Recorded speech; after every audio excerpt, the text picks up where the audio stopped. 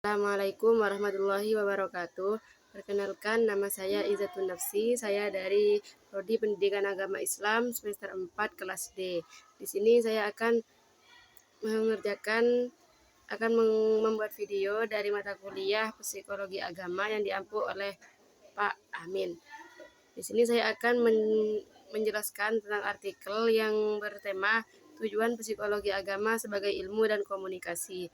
Tujuan psikologi agama dalam menyingkap rahasia jiwa dan aplikasinya dalam bimbingan spiritual. Berdasarkan hasil pengkajian dari berbagai sumber literatur yang relevan, terungkap bahwa psikologi agama itu memainkan peran penting dalam memahami keadaan mental manusia, serta memainkan peran penting dalam memahami perjalanan kehidupan spiritualnya. Penemuan-penemuan ini menunjukkan ada hubungan yang kuat antara elemen psikologis, pengalaman keagamaan, dan proses pengembangan spiritual.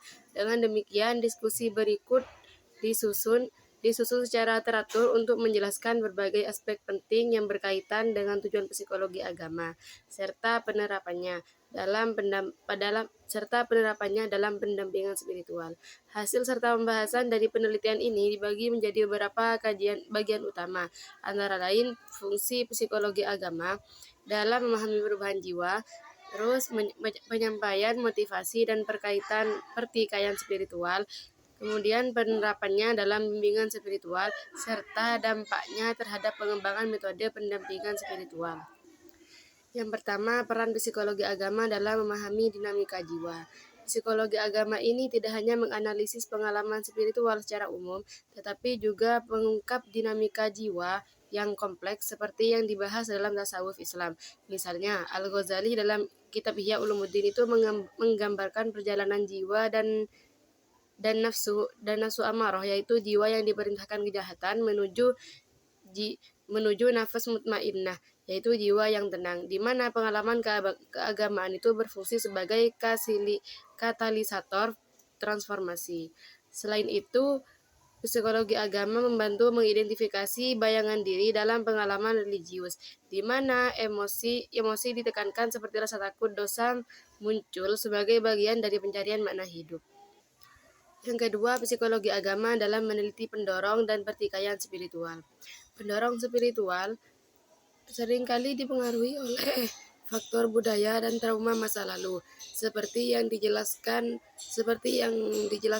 oleh Batson dalam agama dan individu.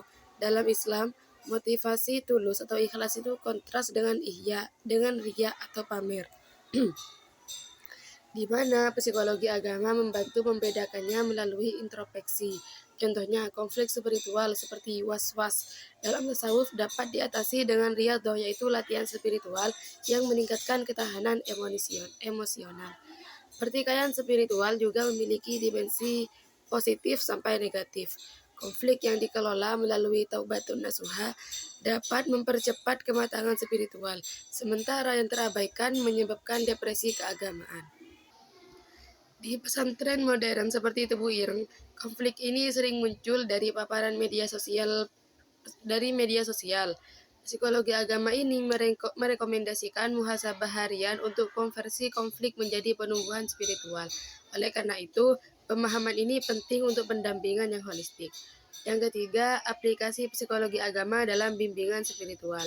Penerapan psikologi agama dalam bimbingan spiritual melibatkan model integratif seperti spiritual CBT, Cognitive Behavioral Therapy berbasis agama, yang menggabungkan ayat Al-Quran dengan teknik relaksasi. Kemudian yang keempat yaitu pengaruh terhadap pengembangan bimbingan spiritual. Pengaruh psikologi agama mendorong inovasi seperti pengembangan aplikasi digital bimbingan spiritual, misalnya aplikasi dzikir berbasis AI untuk memantau emosi, dan yang terintegrasi dengan prinsip keagamaan. Integrasi ini menghasilkan pendampingan berkelanjutan, di mana norma agama itu dilengkapi data psikologis individu sampai penggunaan skala. Di Indonesia, kebijakan Kemenak ini mendorong pelatihan kiai dengan psikologi agama untuk meningkatkan kesejahteraan umat. Dampaknya meluas ke masyarakat. Perpaduan ini mengurangi stigma kesehatan mental di komunitas keagamaan. Pengembangan lebih lanjut ini diperlukan melalui penelitian Pengembangan lebih lanjut diperlukan melalui penelitian longitudinal di pesantren, memastikan layanan yang adaptif terhadap dinamika sosial modern seperti sekularisasi. Kesimpulannya dari artikel ini yaitu psikologi agama terbukti sebagai instrumen krusial yang memahami dinamika jiwa manusia, dari perjalanan nafas dalam tasawuf Al-Ghazali hingga pengurangan kecemasan melalui ritual seperti sholat. Pembahasan ini menggarisbawahi dalam menganalisis pendorong spiritual, yaitu ikhlas versus riya, dan pertikaian seperti waswas yang dapat mengkonversi menjadi kematangan melalui musahabah dan riyadhah. Secara keseluruhan, integrasi psikologi agama dapat dengan dakwah dan tasawuf tidak hanya memperkaya pendampingan spiritual yang holistik, empati dan adaptif terhadap tantangan modern seperti media sosial, tetapi juga mengurangi stigma kesehatan mental pada masyarakat Muslim Indonesia.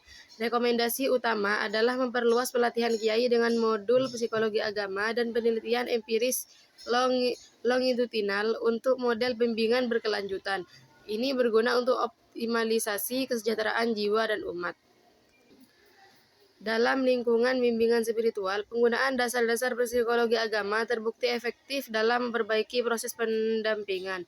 Para pembimbing yang mengenai keadaan psikologis para peserta didik dapat memberikan panduan yang lebih tepat, empati, dan sesuai dengan kebutuhan masing-masing.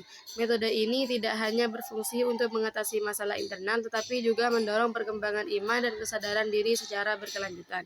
Baik, cukup sekian presentasi dari saya. Kurang lebihnya mohon maaf. Wassalamualaikum warahmatullahi wabarakatuh.